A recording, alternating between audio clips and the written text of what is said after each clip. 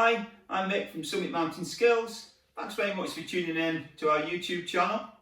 I've had lots of comments and emails over the last few days asking for requests on how we can link 2 or 3 bits of gear together using a sling, so I'm going to run through that today. I'm going to look at first bringing 2 bits of gear together, and then we'll look at incorporating 3 bits of gear. Lots of reasons why we might choose to do that. It may be that I want to bring a couple of pieces of gear together to get one central tie-in point to form part of my belay, or it may be that I've decided to build my whole belay out of slings.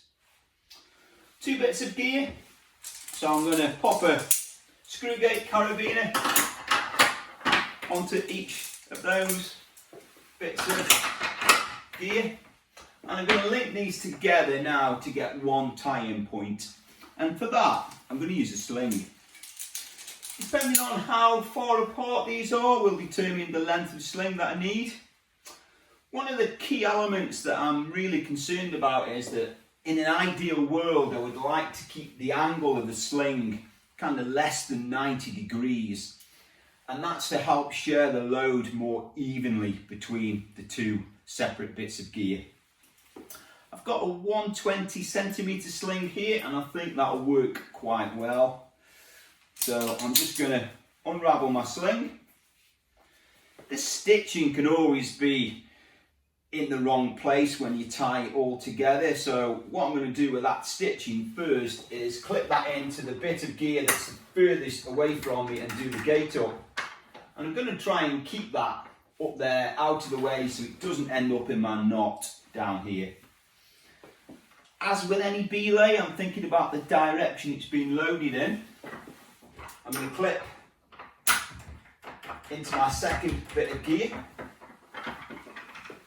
And I'm going to load this now in the direction that I want it to take a load.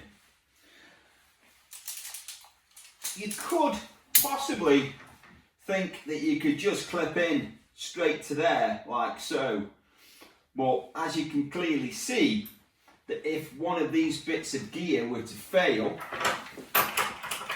that this would literally come straight off the end. So what we need to do is make a sling between each piece of gear independent so that doesn't happen.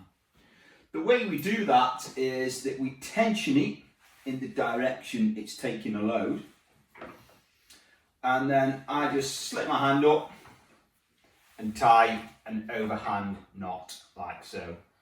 Being careful to keep it tensioned in the way that I want it to be loaded. Now, should one of these fail,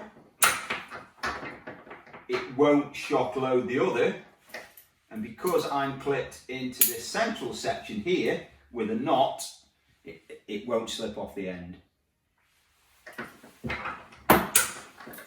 So now you can see that we're tensioned in the direction of the load, and both these bits of gear are independent of each other.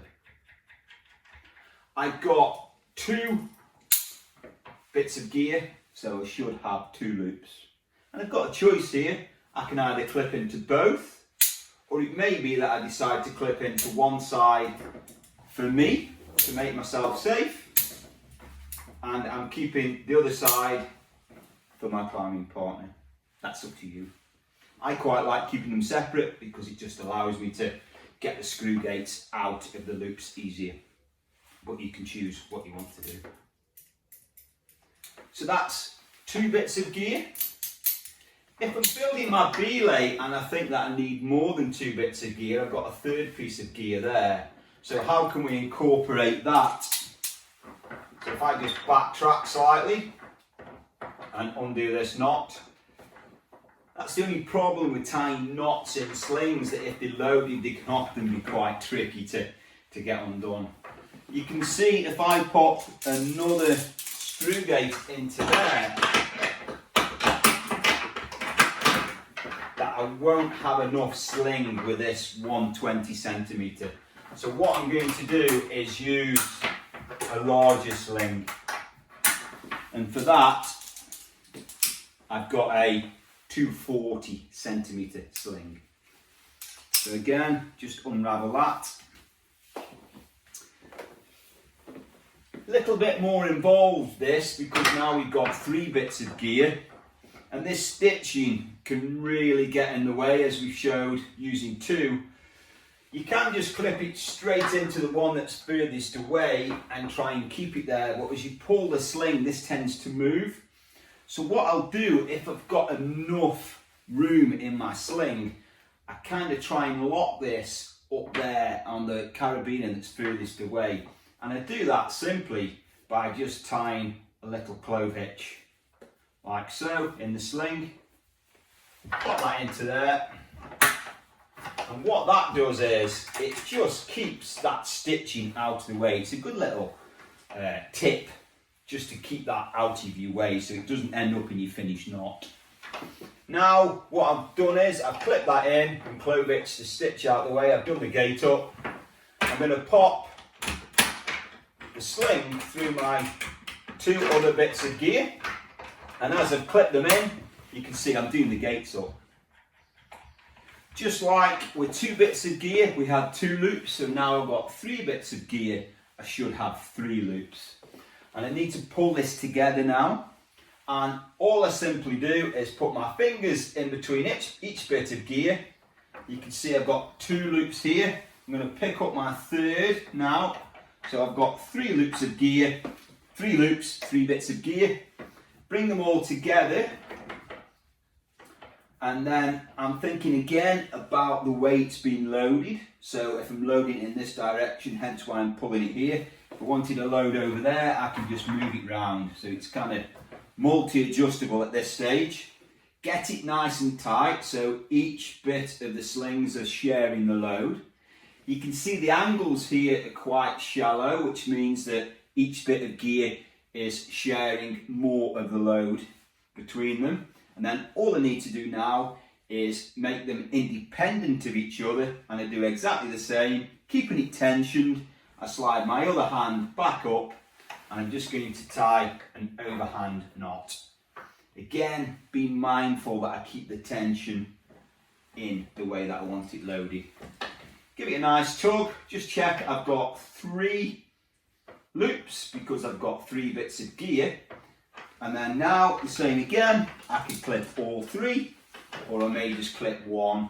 It's up to you to choose.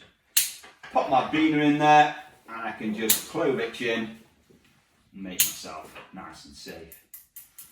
One last check and make sure that I'm happy with everything. All the gates are locked. And if I load that now, you can see that each bit of gear, the sling going from the tying point back to the gear, you can see that they're all evenly tensioned. So they're all sharing the load. And that's how we equalise runners to come together to form a one central tie-in point. Hope you found that useful. If you've got any questions, please fire them on the comments section on the bottom, or drop us a message through our Facebook page, Summit Mountain Skills, and check out our website, summitmountainskills.com. Thanks very much for watching, and I hope to see you out in the hills. Happy climbing.